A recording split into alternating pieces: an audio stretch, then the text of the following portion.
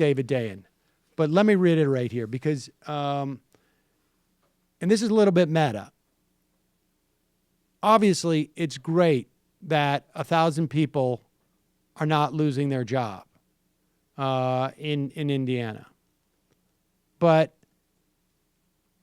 there's a lot of downsides with this. Now, even if you put aside the tax giveaways for the state of Indiana, like I say, that is dime store stuff. That happens year in, year out, month in, month out. Not in favor of it, but the important part is this leveraging of federal contracts. Obama has done it through executive order for things like a minimum wage, $10 plus minimum wage, paid sick leave, anti-discriminatory regulations if you are a federal contractor. But here is how I think, and I think Cenk and I agree on this to a certain extent, and he may have had more to say about this afterwards, but someone just tweeted me this one because he apparently did it in an airport. I think that's a pretty good backdrop, actually. We maybe see if we can get our airport backdrop. But here is what I think is a mistake to do from both a policy and a political perspective. This is Cenk's take on it. Our company is United Technologies, and it has a lot of government contracts.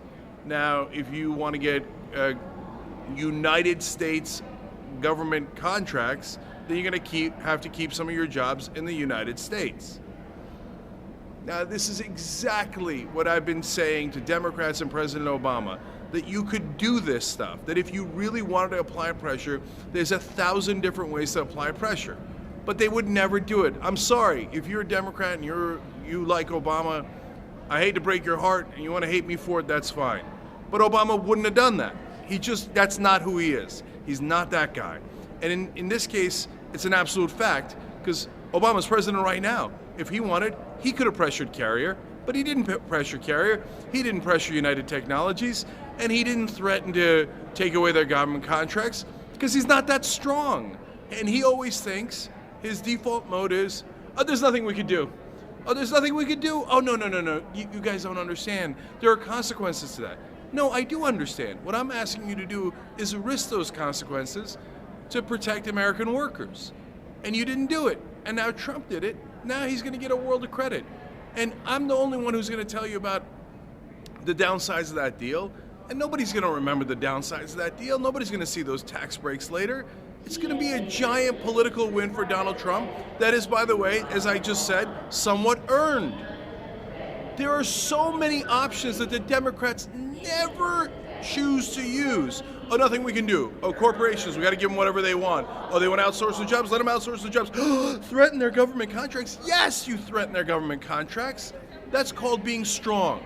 So I told you that there would be some small upsides to Donald Trump winning, because at least he's strong, right? Believe me, there are 1,000 more downsides, and we've got 1,000 videos to talk about those. But credit where credit is due today. They got this deal done. And not only will it look great for them as a matter of politics, but it actually saved 1,000 American jobs. Strength. It matters. It makes a big difference. It isn't unsophisticated to talk about strength. It's actually smart, and that's correct politics. So today, like we told you we'd keep an open mind. So today, nice job, Donald Trump. And Democrats, as usual, you ought to be embarrassed. All right, look, so, and I agree that this should have been Democratic policy.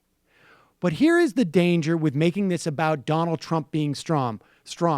Aside from the fact that for $7 billion worth of annual contracts, and then on top of that, the $700,000 that in tax incentives that they're giving, and on top of that, all the regulatory relaxations that we don't know of at this point, Donald Trump got rolled.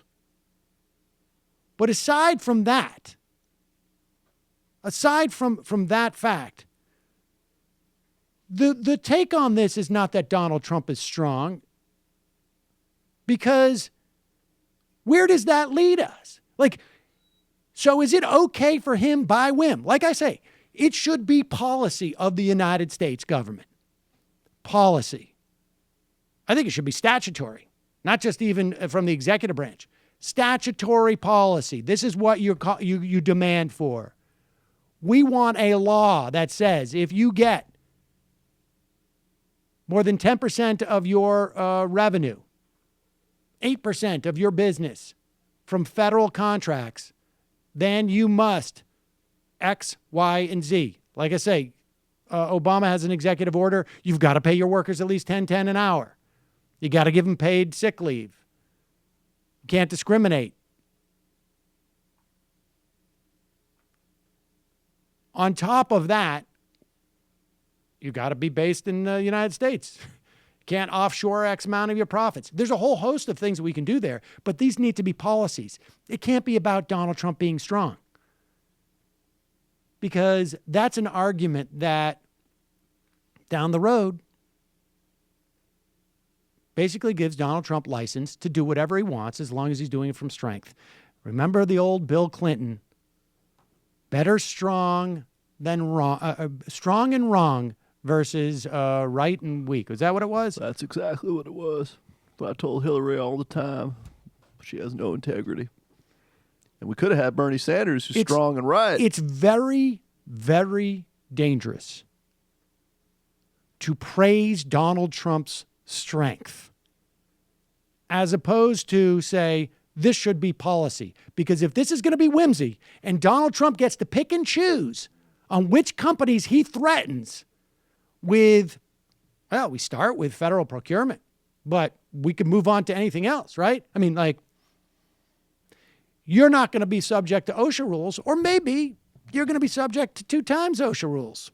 Maybe it's a 2-for-1 deal. Yeah, maybe. I don't know. And maybe today it's like you don't outsource those jobs because I did a press opportunity at your factory, and tomorrow it's like because you guys don't send your executives to Trump Towers around the world, or you aren't supporting Peter Thiel's businesses, or whatever it is. Also, their growth. I mean, the point is, you don't praise the one-off whimsy of a potential autocratic, fascistic leader. Not the angle. You call for policy. Good idea to leverage federal contracts. It should be policy, not about strength. This is just a gimmick. And like David Dayen told us, 1,000 jobs, that's great. The strength of the dollar over the past 2 weeks has probably lost us 10,000 jobs. God knows how many people's lives were ruined by Donald Trump's Treasury Secretary and Commerce Secretary over foreclosures. Call for policy, not for strength from our government. That's my advice. It's a meta argument a little bit. And to be fair, he's in an airport and he's just getting it out there. But we got to be very careful about this stuff now. Very careful. Because there's some real authoritarian impulses that are obviously there in Donald Trump, but they're there amongst the population too. And they don't need to be fed. Hey, it's Sam Seder. Why don't you subscribe to this channel? You can do so right over here. Subscribe.